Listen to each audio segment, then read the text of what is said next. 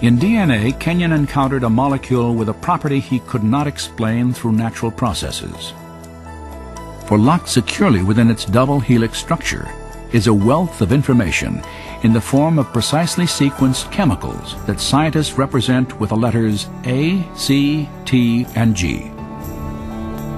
In a written language, information is communicated by a precise arrangement of letters.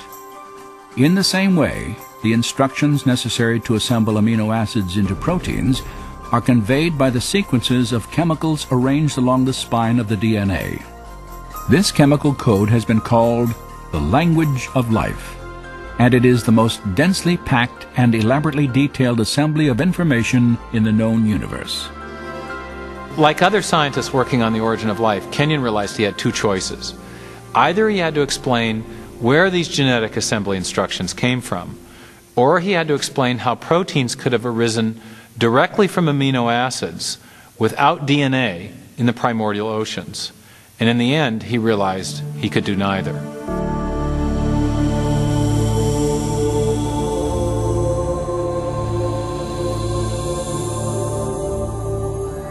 It's an enormous problem how you could get together in one tiny submicroscopic volume of the primitive ocean all of the hundreds of different molecular components you would need in order for a self-replicating cycle to be established.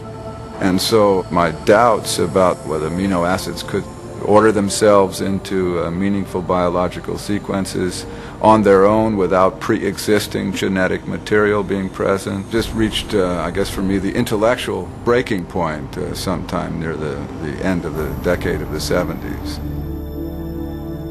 As Kenyon reevaluated his theory, new biochemical discoveries further weakened his conviction that amino acids could have organized themselves into proteins.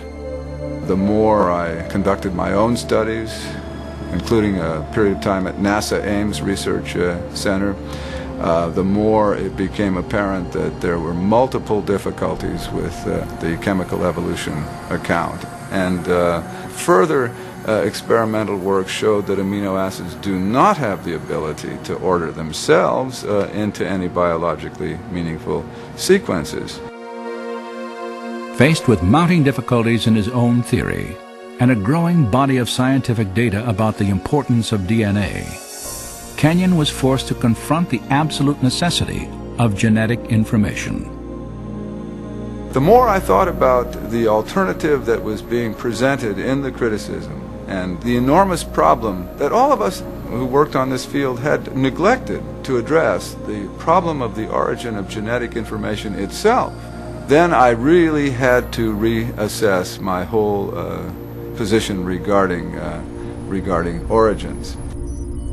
For Dean Kenyon, a new question became the focus of his search for life's origin. What was the source of the biological information in DNA? If one could get at the origin of the messages, the encoded messages within the living machinery, then you would really be on to something far more intellectually satisfying than this chemical evolution theory. Yet Kenyon realized that he faced a narrowing set of options. By the 1970s, most researchers had rejected the idea that the information necessary to build the first cell originated by chance alone.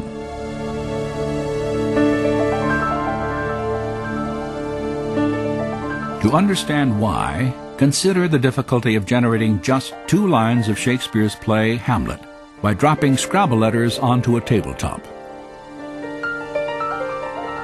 Then considered that the specific genetic instructions required to build the proteins in even the simplest one-celled organism would fill hundreds of pages of printed text.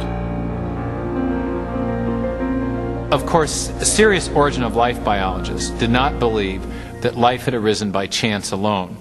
Instead, they envisioned natural selection acting on random variations among chemicals to produce the first life. But there was a problem with this proposal. By definition, natural selection could not have functioned before the existence of the first living cell, for it can only act upon organisms capable of replicating themselves, cells equipped with DNA that pass on their genetic changes to future generations. Without DNA, there is no self-replication. But without self-replication, there is no natural selection. So you can't use natural selection to explain the origin of DNA without assuming the existence of the very thing you're trying to explain. Chance, natural selection, and his own theory of self-organization had all failed to explain the origin of genetic information. Now Kenyon saw only one alternative. We have not the slightest chance of a chemical evolutionary origin for even the simplest of cells. So the concept of the intelligent design of life was immensely attractive to me and made a great deal of sense, as it very closely matched the multiple discoveries in molecular biology. In the years since Kenyon's rejection of chemical evolution, science has revealed the details of an entire system of information processing that bears the hallmarks of intelligent design.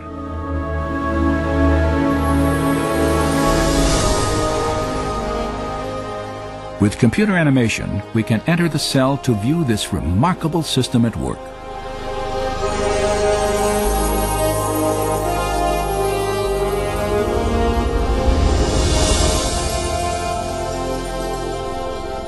After entering the heart of the cell, we see the tightly wound strands of DNA, storehouses for the instructions necessary to build every protein in an organism.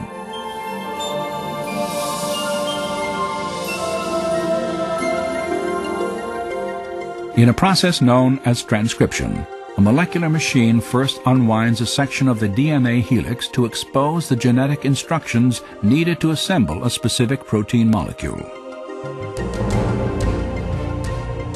Another machine then copies these instructions to form a molecule known as messenger RNA.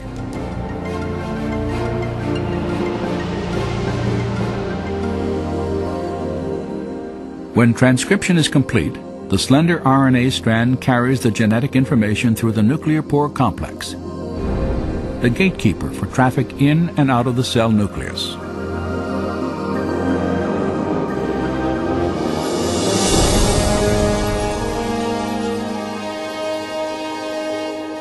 The messenger RNA strand is directed to a two-part molecular factory called a ribosome. After attaching itself securely, the process of translation begins.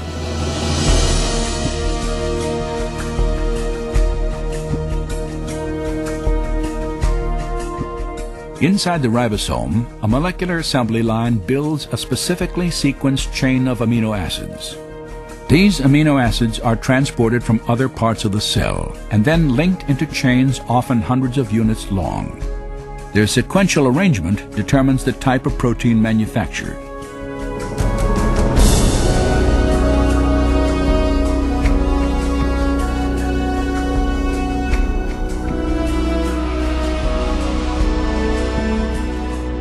When the chain is finished, it is moved from the ribosome to a barrel-shaped machine that helps fold it into the precise shape critical to its function.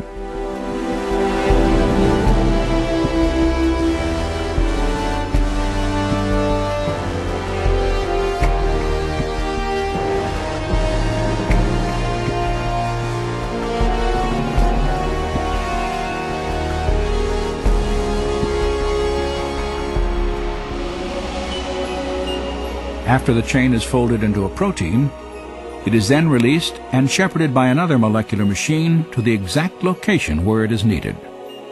This is absolutely mind-boggling to perceive at this scale of size such a finely tuned apparatus, a device that bears the marks of intelligent design and manufacture.